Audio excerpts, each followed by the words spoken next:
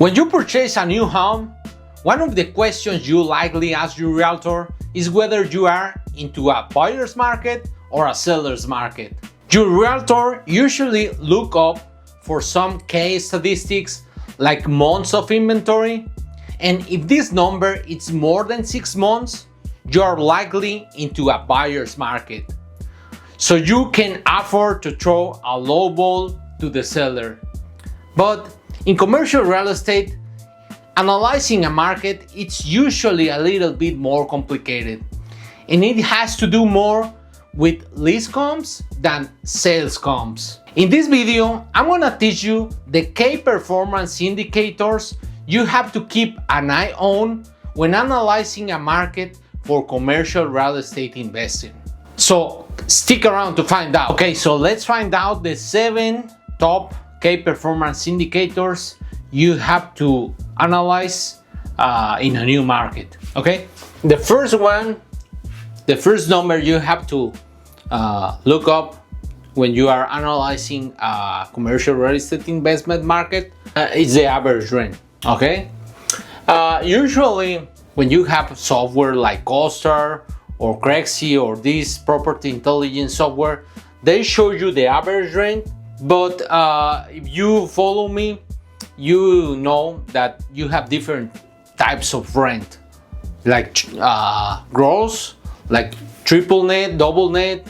Okay, so they usually show the average rent on the full service or gross rent, so you can compare all the properties, because even if you are analyzing industrial properties, some properties may be triple net and some others may be gross. Okay, it's not mandatory that all industrial properties have to be triple net, so you have to translate. If you don't have the gross rent number, you have to translate this or to convert this number to a gross rent, so you can compare apples with apples. Okay, so in a market, if you have a low rent, maybe you have a rent of, let's say on industrial, let's say $12 per square feet in Dallas, and maybe in another market that it's not very important, it's a small market, you may have lower rents like $6, something like that. But some investors may think it is not a good property because the rents are lower. But remember, that's not what it's most important. The most important is how much you invest and how much you get. Okay, the cap rate. This is the next one. So the next one is the cap rate. What's the cap rate? It's the net operating income divided by the sale price of other properties. Okay, so that means how much of that rents are you receiving for the investment you made on the property. Okay, so for example, on industrial in Dallas, you are getting like a 6 or 7 cap rates. Okay, depending. Also, this is important. The cap rate, it's not the same for all kinds of properties, because remember, you have type A, B, or C properties. You know, the newest properties are usually lower cap rate. So that means you get less dollars for your investment because it's less risk, you know, because it's a newer property.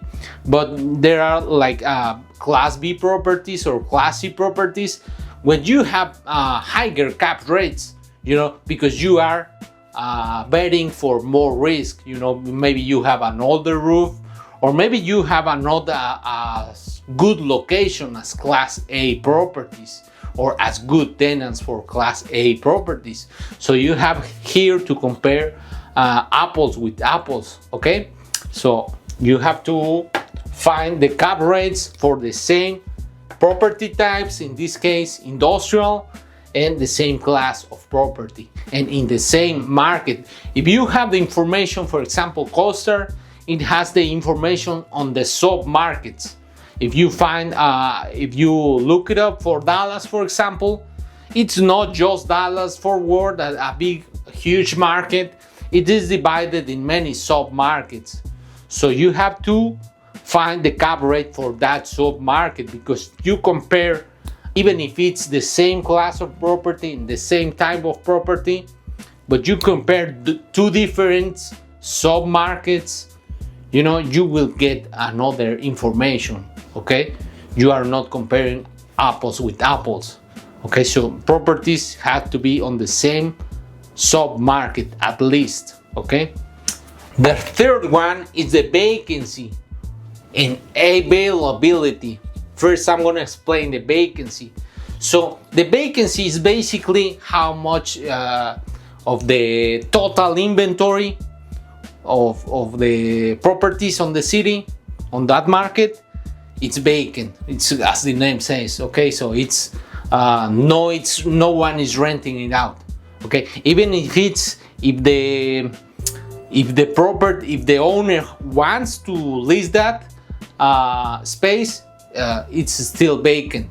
So for example, in Dallas, I think it's like 6 or 7%.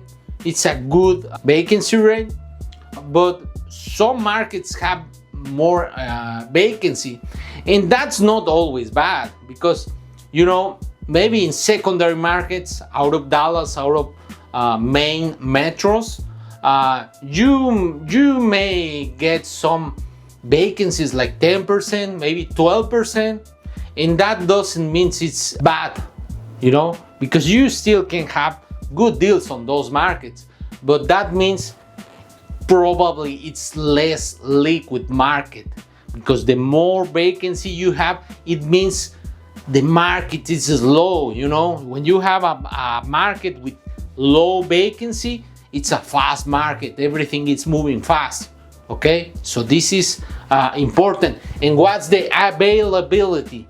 Availability is very similar to vacancy, but you know, sometimes you may have a building with a tenant, with a big tenant, let's say, and this tenant will move out.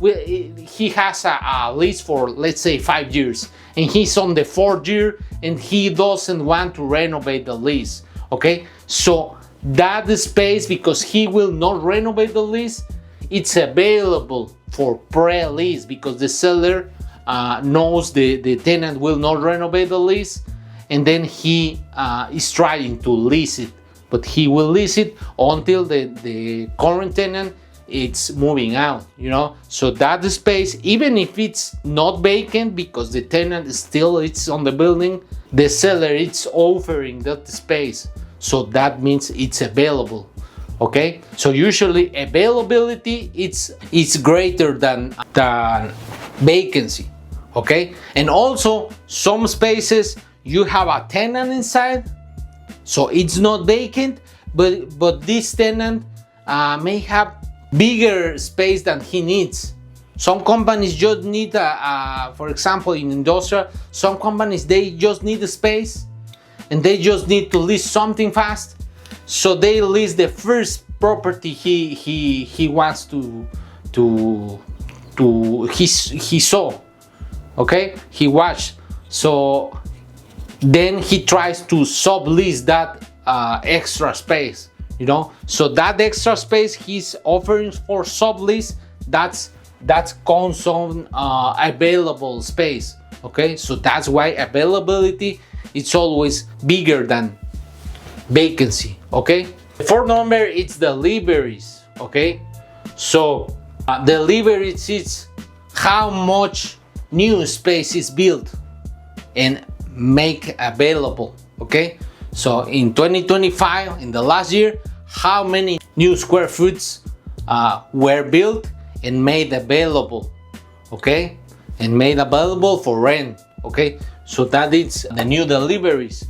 And also there is another similar number that is square feet under construction, but the difference between deliveries and under construction space, it's under construction, it's not still available, but you must keep an eye on it, because this is important, for example, for developers, okay? Because if you want to develop new space, even if you see there's not much deliveries in that market, but you see big numbers on under construction space, that may be bad for you, because you have many you will have, once you finish your construction, you will have many space competing for the same tenants, okay? So this is important for developers, okay? But this is important for developers and also for investors that want to invest in an existing space, okay? So the next one has to do something with deliveries, and it's the net absorption, okay? So the net absorption is how much space in the last year got vacant, less how much of this of that space got leased. If you end up on the year with more vacant space, that means you have a negative net absorption, okay? But if you have more leases and more tenants moving in that market, that means you have a positive net absorption, okay? So that's how it has to do with deliveries, because if you are having a positive net absorption, that means you have to build more, you have to deliver more, because tenants are moving in to the market, new tenants, okay? Because some tenants just move from one place, and that move from one place in the same market to another place, that doesn't count into the net absorption. Only the new tenants moving to the market, okay? So you have to build new space or deliver new space to that market, or maybe the vacancy, the vacant space will get reduced because you have the positive net absorption, and the actual inventory is absorbing that absorption, okay? The sixth one, it's months to lease. This is also important, because if you are investing, for example, in a property that it's not core plus, that it's not leased out, it's not cash flowing, but you have maybe a core property or value add property that is vacant, okay? So you will ask how long are you going to have that property before you get a tenant for it, okay? Because you have to pay interest for that property, you know? You have some expenses. While you are not having a tenant, you are not having someone that is paying rent. So you have to figure out how long are you going to keep that property with no cash flow, okay? So that's months to lease, okay? Usually a good number to months to lease, it's 6 months, okay? And they usually, in softwares like CoStar, they also tell you this number, that it's the probability to lease in less than 6 months.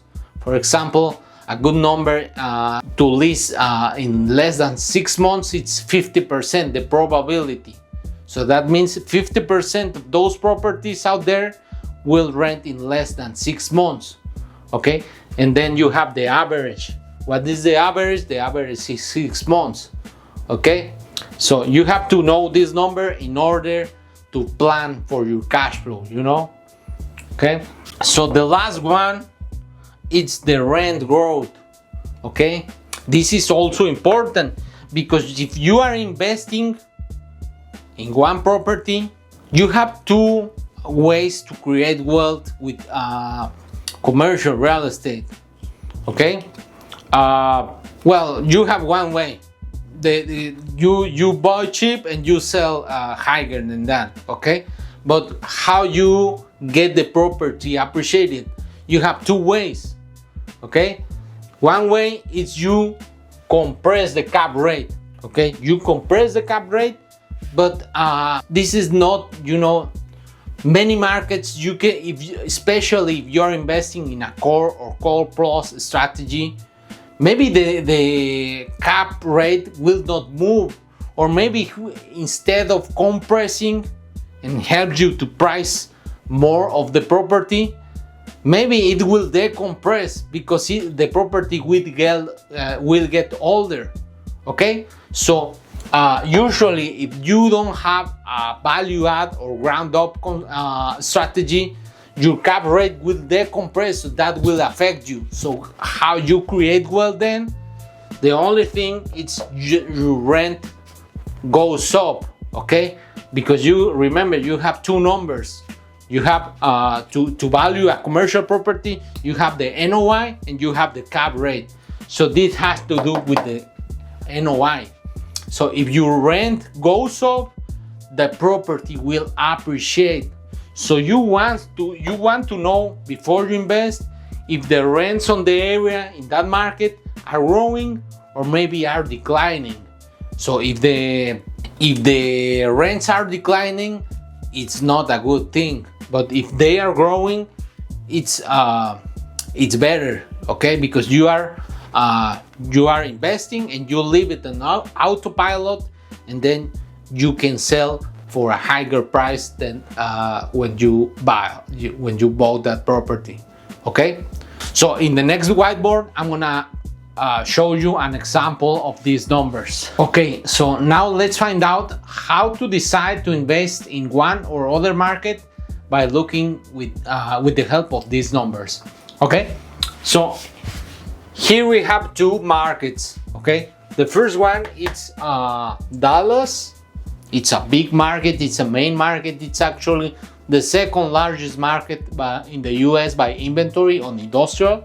And then we have the Waco market, which is a small city, it's a secondary market that it's South Dallas. Okay, so in both markets we have industrial class B properties. Okay, so basically we're comparing apples in two different markets. The asking price for the first property in Dallas is 1 million. The seller is asking for 1 million. Okay, and in Waco it's a little bit more. They are asking 1.2 million. Okay, but in Dallas they have a cap rate of 8%. Okay, and in Waco they pay 8.5%, so a little bit more money for my investment. Okay, so up to here Waco looks better than Dallas, don't you think? But vacancy, let's see vacancy 6%. Okay, Waco double 12%. What that means? It's a slow market. Okay, things in Waco are going slow. So if we invest, we may end up with a property that we cannot sell, or we have to lower the price when we sell. That means a high vacancy. Okay. This market, Dallas, it's more liquid. Okay, so more liquid, less risk. Okay.